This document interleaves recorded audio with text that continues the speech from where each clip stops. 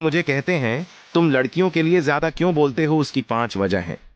Number 8, औरत हमेशा एक मर्द की मोहब्बत में रहती है। वो अच्छे की तलाश में बेहतर को कभी नहीं छोड़ती, और मर्द हमेशा बेहतर की तलाश में रहता है। नंबर 2, औरत मोहब्बत करने वाले को भूल जाती है लेकिन इज्जत करने वाले को कभी नहीं भूलती। नंबर 3, हमारे माशरे में बहुत सी औरतें ससुराल वालों के मयार पर पूरा उतरते उतरते कब्र में उतर जाती हैं।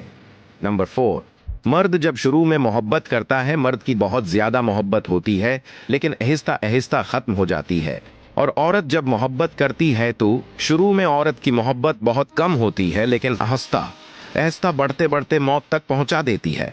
नंबर 5, औरत पैदा करती है, परवरिश करती है, बोलना सिखाती है, अफसोस तुम्हारी गालियों में उसी का नाम होता है।